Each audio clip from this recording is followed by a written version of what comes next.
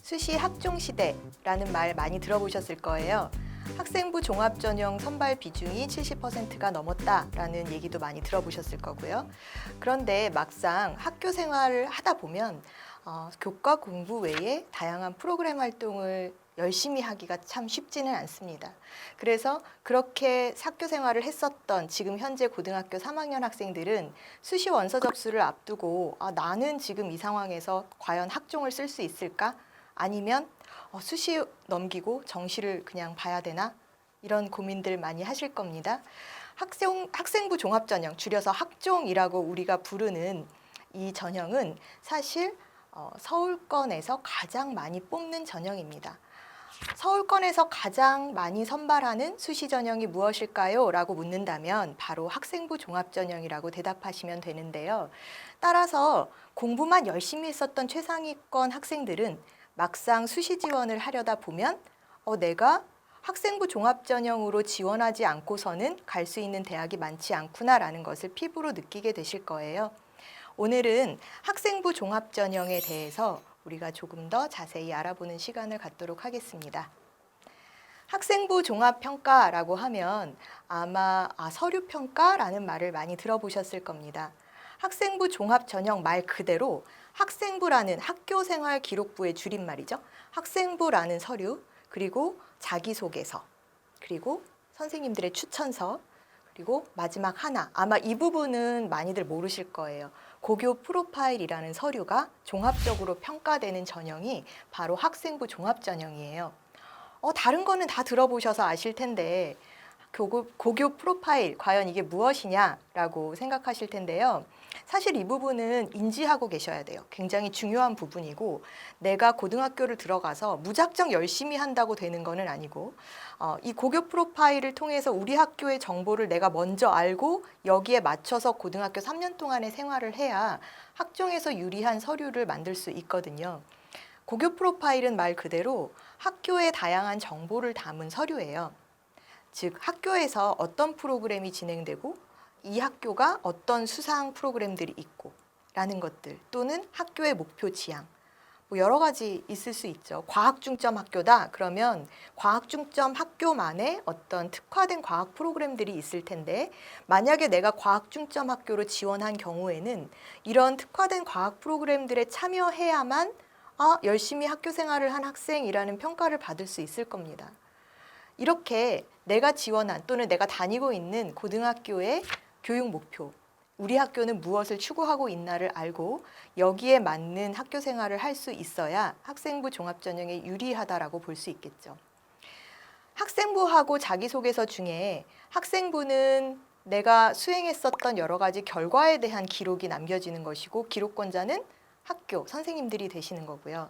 그리고 자기소개서는 학생 스스로 작성하는 서류라고 보시면 돼요. 그래서 학생부의 부족한 부분을 스스로 조금 메울 수 있는, 즉, 나는 이런 결과를 내기 위해서 이렇게 노력을 했다. 또는 그 과정에서 나의 어떤 적성이나 우수한 역량이 좀 보여지도록 자랑하고 싶다라고 했을 때 유일하게 내가 그런 부분을 어필할 수 있는 서류가 자기소개서입니다. 지금 자기소개서 아직 안 쓴 분들 계신가요? 9월 전까지 쓰려고 하면 사실은 조금 어려워요. 왜냐하면 9월 모의고사 준비도 해야 되잖아요.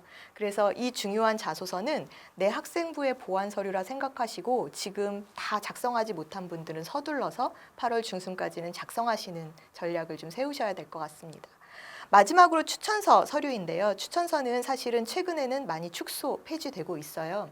아직 선택적으로 그 추천서를 제출하도록 하는 학교들이 남아 있는데요. 선택적으로 하라고 했을 때는 무조건 내야 되겠죠. 그래서 학교 추천서 같은 경우에는 그 학교에서 학생을 말 그대로 추천하는, 대학에 추천하는 서류예요. 보통 대부분 자기소개서의 내용을 바탕으로, 왜냐하면 자기소개서는 아까도 말씀드렸다시피 학생이 스스로 자신의 우수성을 밝히는 서류잖아요. 그러면 실제 이 학생이 정말 이래, 정말 이 학생이 이렇게 우수한 활동들을 고등학교 3년 동안 수행했어 라는 것들을 선생님들이 증명해주는 서류라고 보시면 됩니다.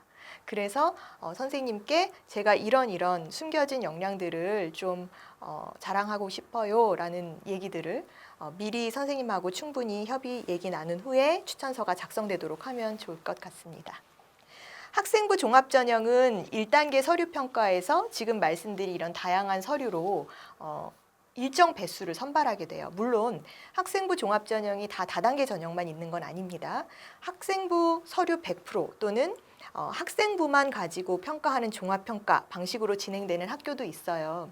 예를 들어서 뭐 그런 경우에는 자기소개서나 추천서가 들어가지 않습니다. 대부분 많이 진행되는 학생부 종합 전형의 단계는요, 다단계 전형으로 진행이 됩니다. 1단계에서는 지금 말씀드렸던 이런 서류 요소들을 가지고 종합적으로 평가해서 일정 배수를 선발하게 되는데요. 보통 2배수에서 5배수까지 학생들을 선발하게 되죠. 그리고 나서 1단계를 통과하게 되면 그 다음에 2단계에서는 면접이라는 요소가 들어가게 됩니다. 1단계 통과한 서류는 사실 실질적인 점수 편차가 그렇게 크지는 않아요. 왜냐하면 보셔서 아시겠지만 2배수를 뽑아요. 즉 2배수를 뽑는다라는 거는 우리 학과, 뭐 예를 들어 경영학과다. 그러면 경영학과 이번에 30명을 뽑아요. 그러면 2배수를 뽑게 되면 1단계 통과 배수는 60명을 먼저 뽑는 거죠.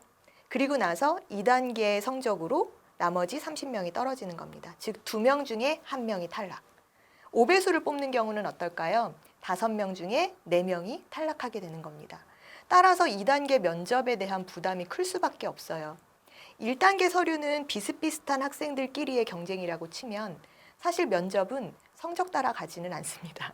여러분들 아시겠지만 남들 앞에서 말을 잘하는 그런 스타일의 학생도 있는 것이고 공부 성적은 굉장히 좋은데 남들 앞에서 조금 수줍어서 말을 잘 못하거나 얼굴이 빨개지거나 하는 경우들도 있죠. 따라서 이 면접이라는 거는 직접 면대면으로 사람을 대하는, 즉 처음에 딱 보여주는 첫인상과 시험장에서의 어떤 그런 긴장감에 굴하지 않고 좀 융통성 있게 자신의 의견을 소신 있게 밝히는 학생들이 좋은 점수를 받는다 보시면 되고요. 따라서 결과적으로 보면은요, 이 면접 점수에 따라서 1단계 성적이 뒤바뀌는 경우가 굉장히 많아요. 여러분들 보셔서 아시겠지만 대부분 수시 이제 뭐 전형의 입시 결과, 입결이라고 줄여서 얘기를 하죠. 입시 결과가 발표되면 학교들이 발표하는 그런 상황들이 굉장히 다양해요.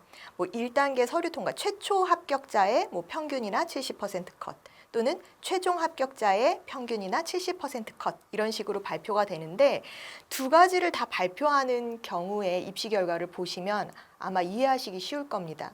1단계 통과선의 평균 점수와 2단계를 최종적으로 합격한 평균 점수의 등급차가 큰 학교들이 덜어는 있거든요. 그러면 이런 경우에는 변수가 있었구나. 서류 외의 변수는 면접이었구나. 면접이 중요한 요소였구나라는 것을 생각하시면 될 것 같습니다. 따라서 학생부 종합전형은 서류를 준비하는 것도 중요하지만 일단 서류 통과가 되면 면접에 만전을 기해서 최종적인 합격에 이를 수 있도록 하는 것이 중요하다라고 보시면 됩니다. 자, 2020년 전형계획을 기준으로 2단계 면접 평가 반영 비율이 가장 높은 학교 어디가 있을까요? 보통 30%부터 50% 또는 100% 이렇게 다양하게 학교들이 면접 평가를 반영하게 되는데요. 우리가 가고자 하는 주요 대학, 즉 서울대, 고려대, 연세대 목표로 하는 그런 최상위 대학들은 사실 면접 비중이 꽤 큰 편입니다. 그리고 2단계에서 면접 100%를 반영하는 학교들도 있어요. 포항공대가 대표적인 예인데요. 이런 식으로 면접 평가 비중이 높은 학교는 더더군다나 면접을 더 열심히 준비해야 되겠구나라는 생각을 하시면 될 것 같아요. 반면에 그러면 저는 면접을 잘 못 보는데요 라는 경우도 있겠죠. 그 경우는 제가 조금 이따가 설명드리도록 하겠습니다. 대부분의 면접 30% 반영이라고 했을 때 그러면 과연 면접은 어떤 형태로 진행될까 궁금하실 텐데요. 그냥 단순히 우리가 생각하는 서류 기반 면접이라고 하면은 지원 동기부터 그다음에 학생부나 자기소개서에 나와 있는 내용을 토대로 이 학생에게 궁금한 질문을 던지게 되는 것이죠. 즉 동아리 활동을 이렇게 열심히 했어. 그러면 동아리 활동 이 공동의 모든 프로젝트를 진행하는 데 있어서 좀 어려운 점은 없었니? 라는 질문이 나올 수도 있어요. 그리고 이런 질문들은 되게 꼬리에 꼬리를 물게 되는 경우들도 많아요. 있었어요. 뭐 친구들과 뭐 이런 과정에서 약간의 갈등이 있었고 의견 대립이 있었고 이런 얘기들 참 흔하지만 언제나 있을 수 있는 얘기들이잖아요. 그러면 이제 뒤이어 질문들이 그러면 너는 그 상황에서 어떤 역할이었니? 그 갈등 상황을 어떻게 해결했어? 갈등을 해결하는 데 있어서 네가 했었던 노력은 어떤 것이었어? 라는 것들이 질문으로 나오게 됩니다. 제가 이 말씀을 왜 드리냐 하면요. 학생부 서류 기반 면접, 즉 인적성 면접이라고 우리가 부르는 이런 면접들은 단순히 우리 학과에 왜 왔어요? 라는 것들을 물어보는 것이 아니에요. 따라서 내 학생부나 자기소개서 내용에서 내가 역으로 평가자 입장에서 어떤 질문들을 던질 수 있을까를 고민해 보는 것도 면접 대비를 할 수 있는 하나의 전략이라고 보시면 돼요. 예상 질문, 즉 나에 대한 예상 질문을 다 뽑아서 거기에 대한 답변 연습을 해야 되고요. 기계적으로 답변하시는 거는 좀 피해 주시는 것이. 가끔 이제 학생들이 면접 준비를 하다 보면 너무 긴장한 나머지 정말 기계적으로 또박또박 이야기는 하는데 아무런 감정 없이 얘기하는 경우들이 있어요. 사실은 그런 경우에는 그렇게 호감을 주지는 못하겠죠. 자연스럽게 얘기할 수 있도록 내 예상 질문을 가지고 거울 앞에서 내가 객관적으로 나를 평가해 볼 수 있는 시간을 가져보는 것이 준비 방법이라고 할 수 있겠습니다. 서류 기반 면접 외에 또 하나의 면접 평가의 유형은 바로 구술고사의 형태예요. 제시문 면접이라고도 하는데요. 지금 현재 이제 주요 대학들 중에서 제시문 면접을 보는 학교는 서울대, 고려대, 연세대, 경희대 등등이 있어요. 제시문 면접은 말 그대로 제시문이 주어지는 겁니다. 말로 하는 논술? 이렇게 생각하시면 될 것 같은데 다양한 유형의 제시문들, 학교마다 특색이 좀 다릅니다. 서울대 같은 경우는 단과대별로 다른 질문이 나오고요. 그 다음에 고려대 같은 경우는 인문계라 하더라도 또 자연계라 하더라도 단순히 뭐 수리과학 문제만 나오는 것이 아니라 그런 내용들을 토대로 볼 수 있는 고전도 섞여 나오기도 하고요. 이런 식으로 다양한 융복합 지문이 나오는 것이죠. 그리고 그런 주어진 3-4개의 제시문들을 하나의 주제로 엮어낼 수 있는 능력이 필요해요. 여기에 질문 2-3개가 딸려 나오고 제한 시간 15분 정도 안팎에 이 문제를 풀어서 면접관 앞에 가서 답변을 하는 것입니다. 네. 그렇기 때문에 다양한 제시문을 내가 정확하게 분석해낼 수 있는 짧은 시간 내에 핵심 키워드를 찾아서 분석해낼 수 있는 그런 독해력이 필요하고요. 그 다음에 이제 분석력. 그 다음에 이거를 시사적인 문제로 엮어서 생각할 수 있는 해결 방안을 생각할 때는 내 경험을 토대로 내가 실질적으로 이거를 정말 유의미하게 느끼고 있어 라는 걸 보여줄 수 있는 그런 판단 능력과 응용력이 필요하다라고 볼 수 있겠죠. 단기간에 완성될 수 있는 게 아니죠. 따라서 제시문 면접을 보는 그런 학교에 지원을 한다라는 학생들은 지금 현 시점부터 면접 준비가 필요하다라고 보시면 될 것 같습니다. 자, 그러면 아까 제가 면접고사, 저는 남들 앞에서 울렁증이 있어서 정말 면접 없는 데로 가고 싶은데 면접 없는 학생부 종합전형은 없는 건가요? 라고 물어보신다면 있습니다. 네, 학생부 종합 전형이 여러 가지 진행이 된다고 제가 말씀드렸잖아요. 아까 처음에 말씀드렸을 때 학생부 서류만 가지고 평가하는 서류 100% 전형 같은 경우에는 면접이 실시되지 않아요. 올해 같은 경우에는 서강대와 성균관대 등이 면접을 실시하지 않고 그 다음에 한양대도 면접고사가 없죠. 네. 물론 이제 성균관대 같은 경우는 의대나 사범계열 쪽은 면접이 있으니까 그런 부분은 유의하시면 될 것 같고요. 면접고사가 없는 학생부 종합전형으로 지원했을 때는 이 부분을 놓치면 안 되겠어요. 뭐냐 하면 면접이라는 거는 지금 내가 제출한 서류를 그래도 어느 정도 보완할 수 있는, 즉 나에게 변명의 기회가 한번 주어진다라고 생각하시면 될 것 같은데 서류상의 불충분한 부분을 내가 면접이라는 기회를 통해서 스스로 이렇게 저는 사실 이렇게 우수한 학생이에요 라는 것을 보여줄 수 있는 기회잖아요. 그런데 그런 면접 시험을 치르지 않는 학교 같은 경우에는 서류상의 어떤 완벽성이 더 필요하겠죠. 즉 학생부 서류가 완벽하다든지 아니면 자기소개서도 완벽하다든지 이런 부분이 좀 갖춰져 있는 경우는 과감하게 면접고사가 없는 전형으로 지원해 보는 것도 나쁘지 않을 것 같습니다.